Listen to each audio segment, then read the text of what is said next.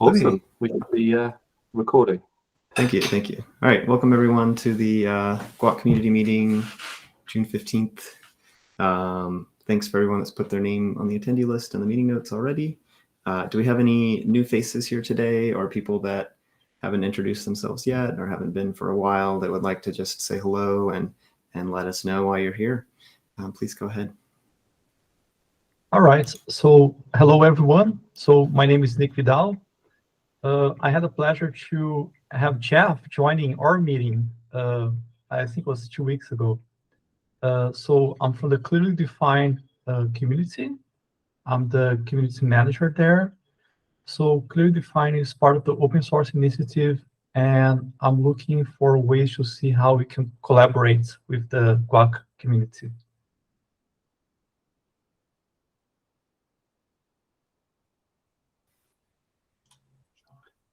Nice to meet you. I can go next, if that's okay. A little update on myself. So I've been a few times before, but I missed last meeting. So looking forward to contributing wherever possible, possibly where in the docs to begin with. So anyway, I can help. I'll add an agenda item. Thanks.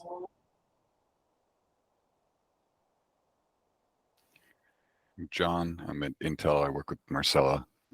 Just trying to get engaged and see where current state is. So, thanks.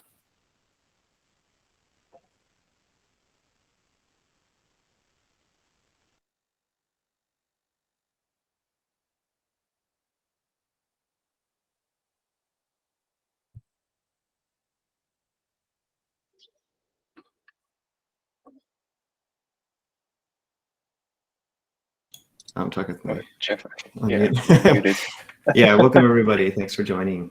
All right, so let's go ahead and get on to the general updates. Mike, you went to the OpenSSF TAC meeting recently and have some updates to share.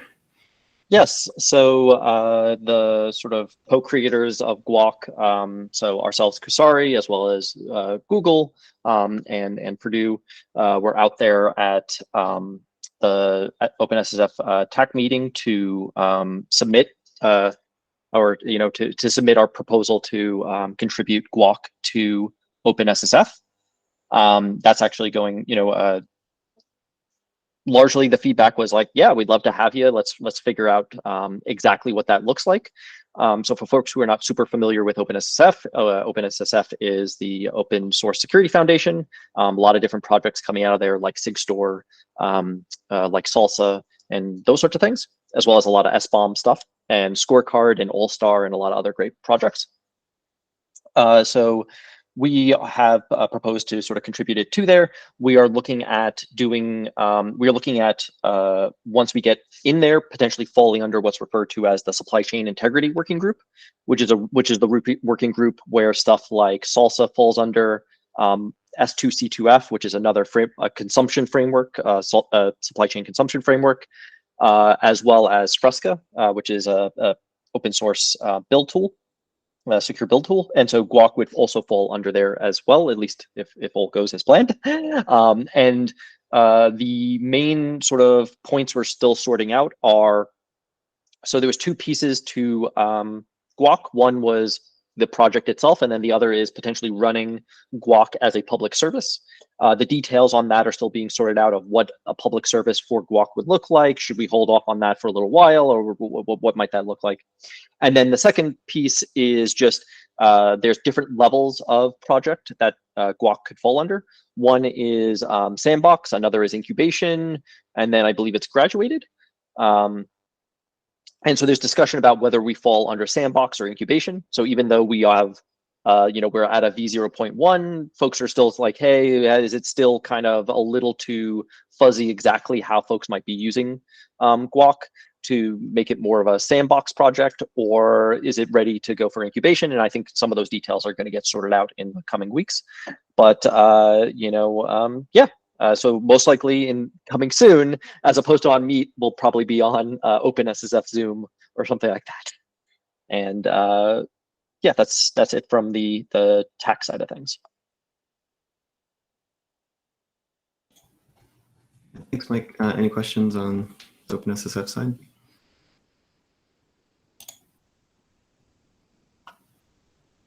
Okay, great. So another topic we have today is to cover some of the work that's been going on persistent backends. Barth, do you want to start with Orango?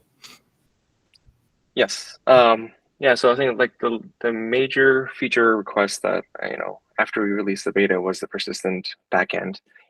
So there's been some work and some evaluation going on in terms of like, okay, what do we move to and so forth. And I think Orango was brought up. And, we were also considering that as we, before we released the beta, I was like, oh, Orango might be something that we should actually look into more. So after the beta release kind of went out, we spent some time like going through the, trying to benchmark and at the same time, like figure out how exactly Orango works and can we actually incorporate it. It does have an Apache license, so it allows us to work freely. Neo4j that we initially started out with had some kind of licensing issues, so we kind of moved away from that for the time being. So I'll show off quickly, how far we've come, but I also wanted to throw attention to there is an issue, and I'll link it here in the chat. Where'd it go? Let's see. Yes. So there is a document within this issue that talks about exactly like, hey, what we're trying to do in terms of like the minimum requirements that are needed in order for the backend, like for testing and so forth. So I can share my screen here real quick and kind of show that off. So, all right. So yeah, in that document, so within the issue that I just that I linked here, 851, there is a document in there. So in there, that kind of talks about the process, what we want to do in terms of the database we want to talk about, we want to consider, and then it talks about the minimum capabilities. So for example, in here, like, okay, what are the things that we need to have defined initially as we are actually prototyping and testing? So like, for example, artifacts, there should be ingestion at the same time querying for artifacts, packages, is dependency, and then is occurrence. Like those are the main ones that allow for the SBOM, like any kind of SBOM, like whether it's SPDX or CycloneDX, to be ingested. So that gives us a good baseline in terms of like, okay, how quick is the ingestion happening? Is there some kind of optimizations that we need to do and so forth? So that's the overall document here. And then let me move on to the actual quick demo. So what I'll show here real quick, and I'll show my terminal screen here. If you can find it. Here it is. Okay. And I do have an open PR with this, but basically what I'm going to show here is, okay, like I did go through and I'm able to ingest artifacts, packages, as dependencies, occurrence, like the major things, so that I can quickly kind of show off, okay, how does that actually look like in the graph database? So we have a Docker Compose basically bringing up Orango and some tracing in the background, so that we can show this off. So what I'll show here is basically, right, I can go in and ingest one of the documents. I already have the backend running. This is all connected via the GraphQL, right? So GraphQL makes it very easy to integrate all these different databases. So we're not changing anything internally within GUAC. Like once the backend database has been set, it can talk via GraphQL and all the other integrations that came with it, right? So if it's the GUAC visualizer or the CLI and all the other integrations that could come in the future are not affected by this, right? So once the backend database, all that code has been massaged, and so all the integration kind of happens via the GraphQL. So it makes it very easy to work with. So quickly, I just ingested a document here. So you can see that it went in fairly quickly. What we're trying to work on is basically optimization. Right now, like within GUAC itself, via GraphQL, could we optimize it in a sense that, should things be separated in terms of how we're ingesting some of the things into the graph database? So we're trying to work through some of that stuff. So that's why some of this work is taking a little bit longer, is because it's not just about the graph database. It's also about how we want to get the maximum performance we can, from the graph database side. But at the same time, is there some optimization that we need to do on the GUAC side to get it to a level that is very consistent? So that ingestion is done. So let me come over to the Yes, Marcella, before I think you have a question. Go ahead. Yeah, can you flash your shell for just a moment again, Oh, please? sure. Oops, 1 second. I just had a question about the output that you were getting. Yes. So in the various, in your log here, you have various assembling package, assembling is vuln, right? What are the numbers that are sort of pointed to you? Is that how many entries, or is that a specific How like, many index? Yeah, so that is the number of nodes that are going to be generated for that specific. For example, this is just one SBOM. So just for that one SBOM, what are the nodes that are being generated for package, for its dependency, and so forth. That's what the numbers are. Okay, thank you.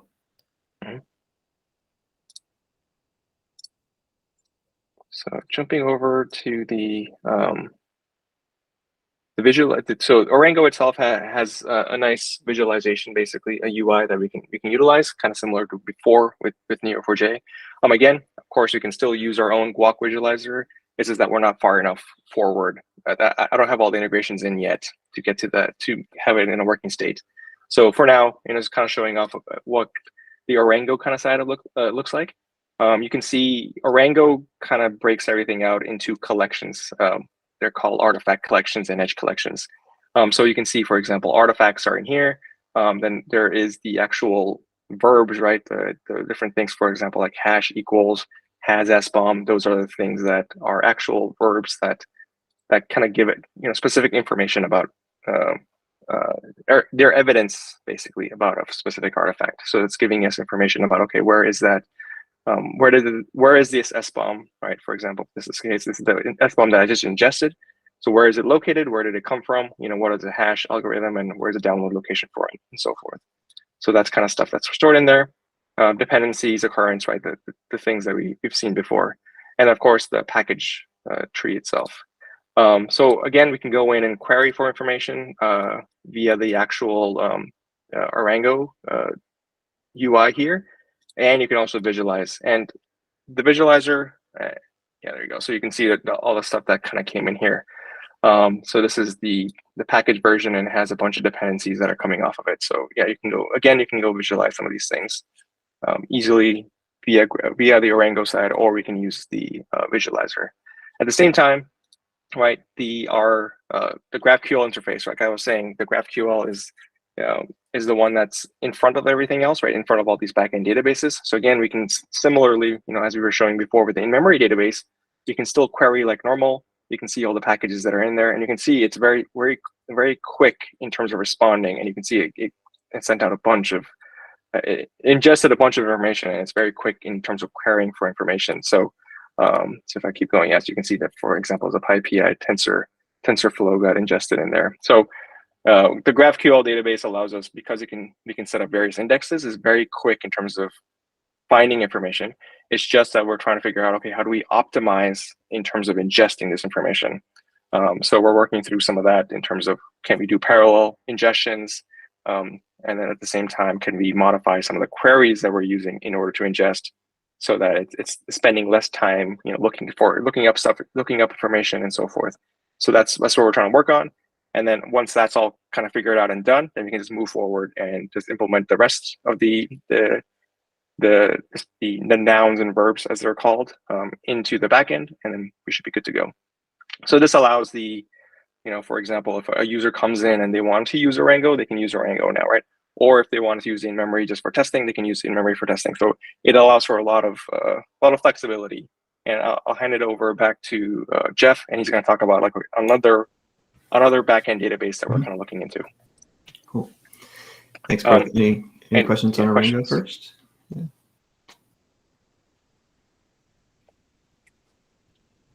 Okay. Yeah, so as Parth mentioned, we're looking at different databases to have the persistent piece, and that first document he showed again, showed that we're really just trying to implement like a very small subset of the GUAC architecture on each database, just so that we can see if it works, compare and see, what the speed is, if it's going to be worthwhile to go ahead and continue to invest in. And so the work I'm working on is not as far along as Parth, so it'll be a little bit less to show. But and another contributor, Ivan Vanderblau, started an ent backend, which is the entity framework on top of for Go, on top of SQL databases.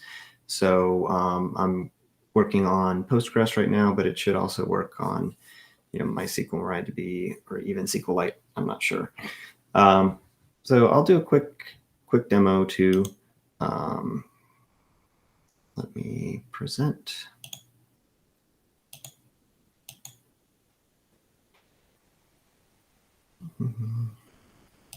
Okay, so right now I don't have anything running, and I'm just going to go ahead and run Postgres, which is started up. And then now our GUAC GQL server is going to implement the GraphQL interface on top of Postgres or on top of any SQL database using the ent backend. So we specify backend ent and then the address to the Postgres server that I just started up on my machine. So that will run. And that's good. And then I can go ahead and run an ingestion of that same SBOM that Parth is testing here. And then now, yeah, as you asked, Marcella, it's so it's ingesting packages right now. All the packages it found in the SBOM, there's 4,000 of them, and it's going to go through and ingest the rest. While this is ingesting, I'll say again, we only have package, artifact, occurrence, and dependency finished here. And this is under active development, so I think I currently have some bugs as well. So I don't know if it's all exactly working, but just to show that it is working, we can see that this is getting ingested. And then, could you talk a bit about ent itself? Can I give a background also? Yeah, so it's just the entity framework for Golang for SQL, and it it's an ORM essentially, where you can just define objects with relationships and properties in Golang, and then it'll interact with the objects using the generated code, and it'll translate all that to the right SQL queries on the backside. Okay, so this ran. It's a bit slow right now. We haven't optimized it yet, so that one SBOM took a minute. Yeah, I can show the code a little bit too after this part. So just to see it's working now that it's ingested, I can run a query that tell me all the types of packages ingested, and there's the deb, the GUAC, and the Maven, and then this dependency is like list all the dependencies that are on Maven packages, so you can see that we have like ID, justification, the type. This is the vulnerable image that this particular SBOM is covering, and then the in this particular dependency relationship, it depends on this management agent. This one depends on ComSun JCE, for example. Yeah, I think I have a minute to show the code. Let's do that real quick.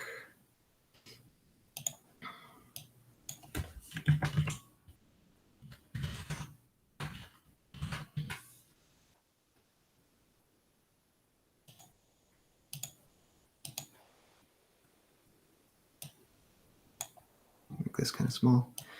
Okay, so in the ent code, you pretty much just again list out the fields, and then list out the edges. This is an occurrence. Actually, let's look at a dependency. It's kind of the same thing. Version range, dependency type, and then the links to the package and dependent packages are here. And then on for the generated code, we're just using the ent to do the SQL queries, but for the GraphQL interface, we're writing that by hand. So for example,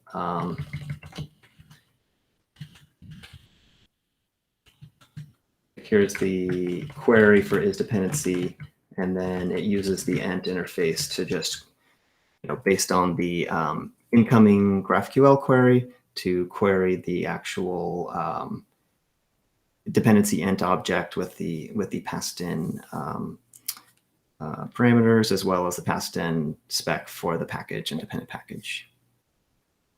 So that pretty much covers it, but again, it's a work in progress. And then the main goal here is to have a backend that's with those minimum nodes and verbs implemented, so that we can start comparing across different databases and different options for backends and see what's going to work. Yeah, go to questions, Dejan. Hey, so just wondering, Bart said ArangoDB has a good performance. Can you, at this point, at least a little bit compare how the SQL?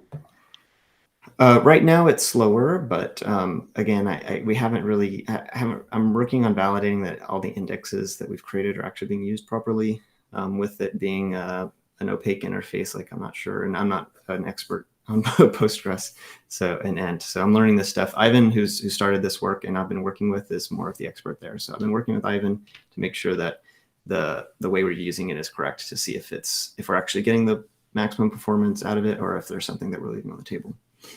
Cool. I was just wondering at this point, do you have any feel? But I know it's early, so. Yeah, but it wasn't a lot of work to get here, so I think that's kind of the encouraging that we can try to probably test out quite a few different backends or systems like this. Cool, thanks. Any other questions on ent or Arango or the backends in general? Cool. All right, well, let's move on. Dejan, you have a topic on product identifier question? I have another question. So starting working with different VEX files, there was a question. So a lot of these are mentioning products which don't use PURLs for their IDs, and a requirement to tie different packages to different products, basically. So before, I haven't thought too much about it. It just pop up in a few conversations. So I just want to see if you guys were thinking about this. Where would it fit in the current ontology? Do we need to add something there, or how would you solve this problem with GUAC? So basically, represent products that don't use PURLs and do a relationship between different packages or artifacts with the products.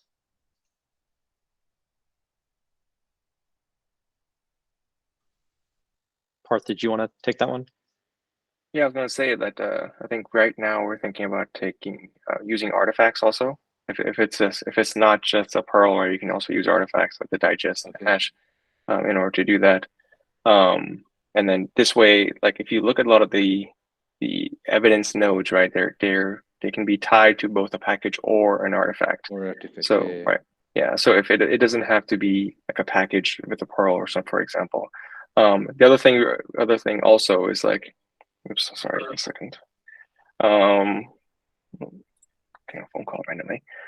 We're also if it's, for example, if it's like a product right now, we can also create like a GUAC type of Perl, right? Like a generic Perl that it's like, oh, for example, okay, this doesn't have a Perl, doesn't have anything associated. Let's just create some kind of a symbolic package that we can still link to all the other packages that could be dependent on it. And then after that, we can, once we know if it does contain a Perl, like let's say in the future, kind of like, oh yeah, this representation, right, GUAC representation actually refers to this specific Perl, then we could create like, oh, these two things are equal. And now we have like all that information going forward. Again, we can always tie it back to a hash, and then the hash can tie back to this GUAC Perl, and then can have all the other information below it. It's probably also worth noting that in most cases, pearls are not identifiers, but in a lot, but we're kind of forced to use them as identifiers just because of how some of the other tools are set up. Stuff like hashes, whether it's omniboard Gitoid or you know, a Nix hash or any of these other mechanisms are probably, you know, better as identifiers. But yeah, with some of the stuff we're sort of forced to because of, you know, they all use pearls. But as much as we can, we want to compare them, and then we still want to also still keep on a hold of all that source data and where it came from. So if somebody does say this hash refers to this package and or this artifact, and somebody else says this same hash, a different hash, like a different, let's say SHA-256 hash refers to that same package, if they are different, like, well, who do you trust to actually be telling you that that package is actually, or that artifact is actually that one? Cool. Yeah, I think that's good for me now. So I'll try to go with artifacts and hashes and see how it goes, and yeah, get a feedback back. Thanks. Yeah, so I have a next topic as well. So Yeah, I've been working a little bit. So we've been working on a project that is using GUAC but adding more functionality around SBOMs and vexes like storage and indexing and search. And yeah, I try to do so. So we're using an S3 API for storing the actual SBOMs and files. So I've been trying to do like an integration that, you know, every time that we actually store SBOM in the S3 or Minio, right? That we ingest that into GUAC, and yeah, it's working. So I thought I would have something to demo today, but it I lacked a few hours, so probably next time I can demo it. I also use it as a proof case to see if we can build the GUAC component in Rust, and it worked. So this basically just is a simple integration over the nets. So that was well, fairly easy to do. I was surprised that it worked at the first go. And actually, yes. So the current integration is working in our other projects. So basically, listening to the SQS queue or Kafka topic for the updates, and getting the document from the S3 and serializing it and sending over nets to GUAC to ingest it. I just need to build a little bit of CLI tooling that it can be used outside and you know, in a general purpose with the GUAC and S3. So hopefully next week I will post an update on the Slack that other people can give it a try. Awesome. That's very exciting. Yeah, that's awesome. Yeah. Cheers. Any questions for Dijon? Is there a chance? Oh, go ahead. Oh, I was just gonna say not yet, but I'm sure I'm gonna have some questions about some of the Rust stuff and if there's any things that you found, because I know some folks just know Go and some folks know Rust and that sort of thing. But I'm curious to know if there's any things that you found, like, oh, Rust does these sorts of things much better than the Go stuff or whatever. Because as we're kind of building out a bunch of the integrations, I know some folks are going to want to know, like, should I write this in Go? Should I write this in some other language and so on? Yes, so far I played with the GraphQL API for querying and now Nets for integration, and both were, you know, fairly straightforward. So that's good. Yeah, it's good to hear. Yeah, I mean, that's a similar question that I had actually. So that's great. Thank you. Okay, cool. Next topic, documentation, how to help out. Yeah, so thank you so much, Tim, for the link. I will check that out and go through that. But is there anywhere that a new person like myself can kind of help extend that maybe, or review new content? Anything that I can do, I'm willing to get involved. So.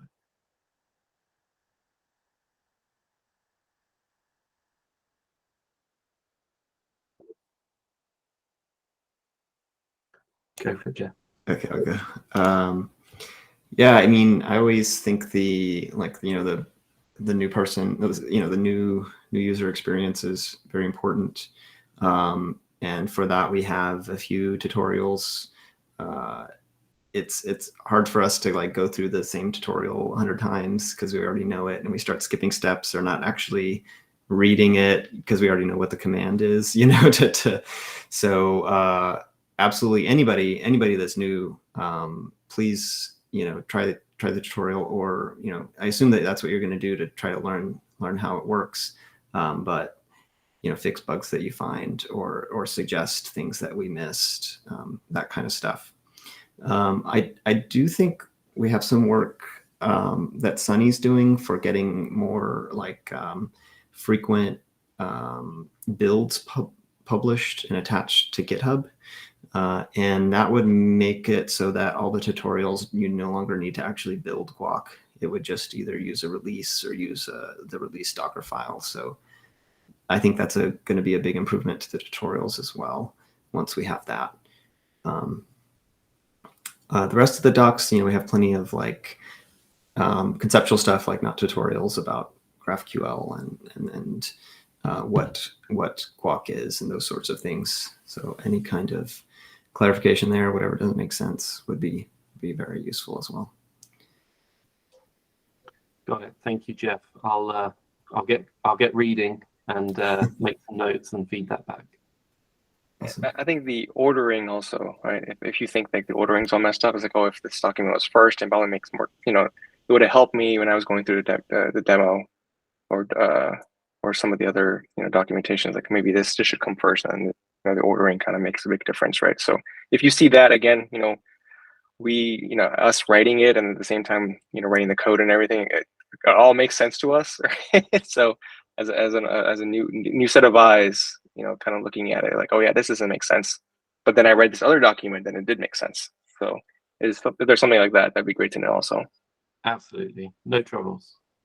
Awesome.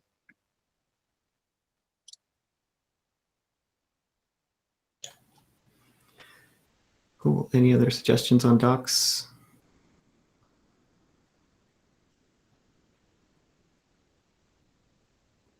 John.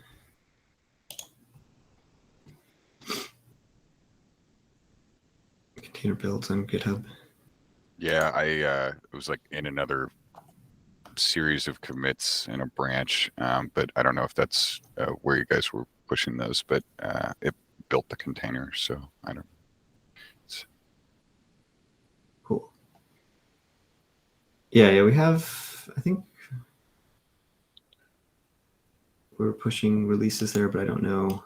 Yeah, I don't know about like daily builds and stuff like that. Yeah, I didn't quite hear that full conversation because my call dropped off. So, oh yeah, okay, you guys have that now. Yeah, that's a good suggestion, though. We might maybe, given how fast we're moving with things, it might make sense to have the sort of stable build for some of the in-memory stuff and a lot of the other stuff that we're doing, but maybe have that sort of nightly build for as we're adding new features and that sort of thing. Awesome. Okay, well, we've reached the end of our agenda. Does anybody have, any topics about opening the floor to questions, discussions, concerns?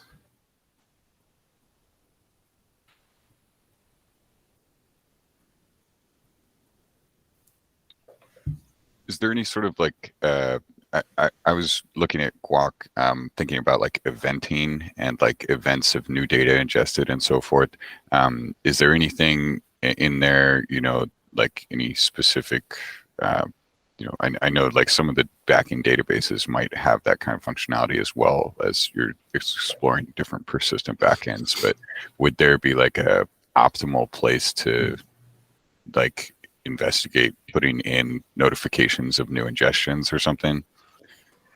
So built into the GUAC architecture, like if you're building an actual GUAC ingestion, or a GUAC piece, is the collector subscriber. So essentially, like for example, the demo that I had run, I was only running the database, the GraphQL interface, and then a direct ingestion. but the full GUAC system includes more things that watch GUAC for when stuff gets ingested and then does something based on that, and like collects more information about what's been put in. For example, like our OSV certifier will see if anybody's ingested any new packages, it'll go and check OSV, the vulnerability database, for if there's vulnerabilities on those packages. So building an official like part of GUAC, that would be what you could do is build a collector subscriber and use that interface. For something that is, you know, an external piece that's not necessarily like tightly coupled and part of GUAC, I don't know that we have anything good. I'm gonna let see if anybody else has a good answer there. Mike, you have your hand raised. Yeah. So one of the things that's being discussed is, and this is kind of more of a broader problem or broader challenge, I should say, in sort of the supply chain security space around something like using either cloud events or CD events or similar as a messaging mechanism for some of these things. So GUAC might have its own internal stuff, but still have an interface that, you know, we can export CD events or cloud events, and also potentially ingest CD events and cloud events based on stuff like, as an example, oh, this thing built. So we get an event that it got built and published an SBOM over here. So go subscribe, you know, go and pull down that, you know, SBOM. That's definitely something that is interesting to us. But one of the things that we're trying to do is we're trying to actually work with the broader community in stuff like OpenSSF. There's a thing called, so it's no longer called this, but it's called the Sterling toolchain, or formerly known as the Sterling toolchain. And one of the big things that folks are talking about there is, if you imagine the SDLC as a bunch of boxes and arrows, you know, something like CD events could be the messaging mechanism that are those arrows.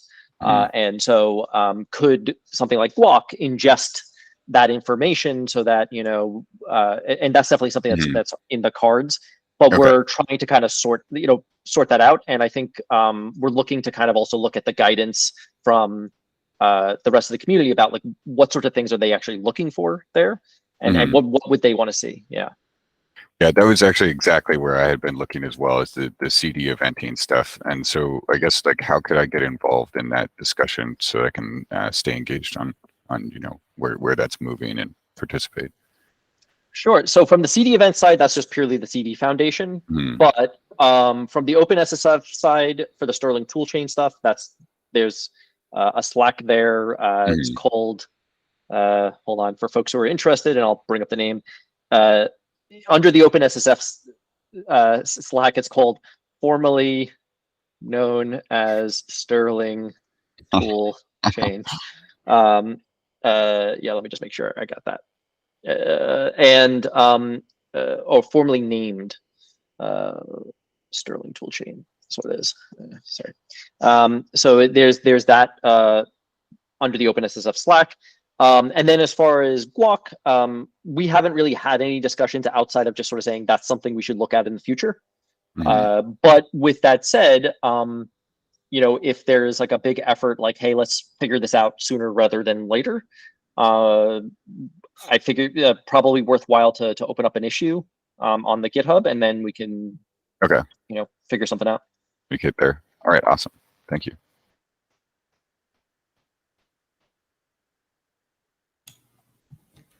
All right, thanks for that discussion, John. Floor still open. Any other questions or concerns?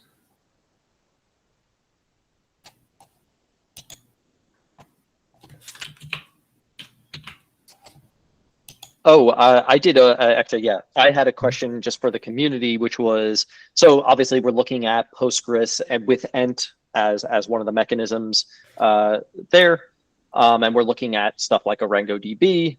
And we're open to a lot of different other options if folks are interested in that. So I would be interested to see that. And also if there's folks in the community who are either experts in graph databases or experts in data modeling, or know folks who are in that space who want to contribute, we could definitely use some help there, right? You know, a lot of us are very familiar with databases and graph databases and yada yada, but as far as driving every little ounce of performance out of there is maybe stuff that we could use a little bit of extra help with. And so if there's folks in the community who are involved there, we'd love to hear from you.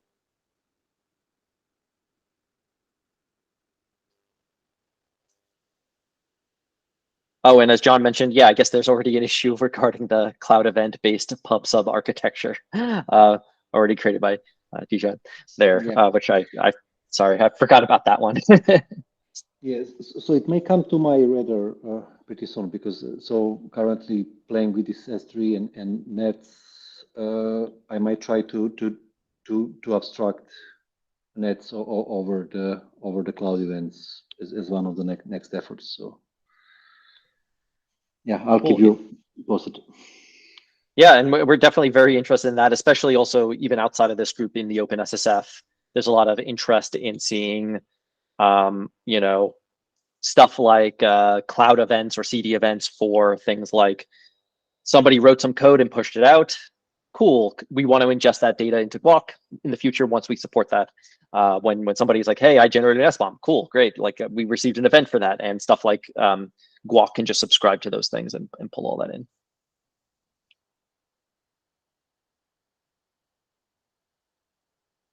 But yeah, anyway, if folks are or also interested in other graph databases, we're also still keen to hear, or other databases in general that folks want to support.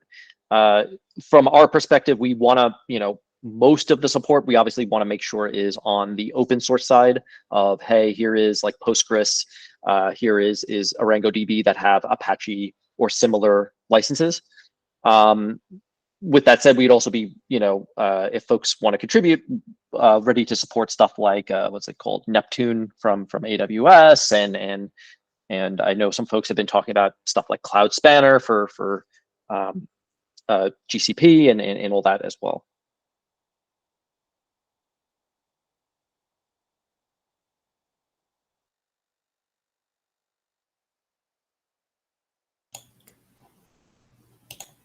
Oh, I don't see any hands up. Call us out there, Michael. Okay. Getting close to the end, but any other topics?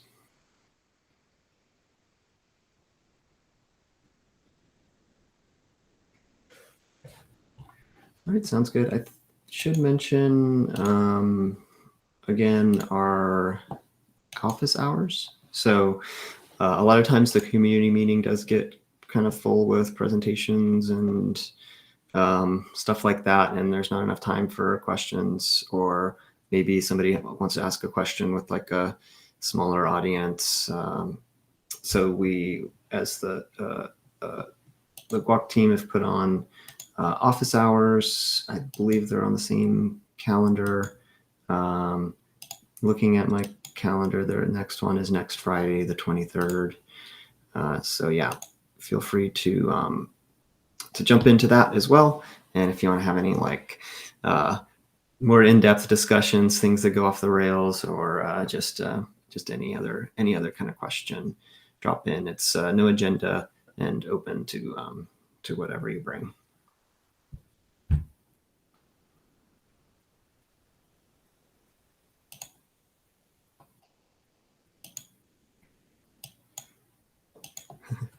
All right.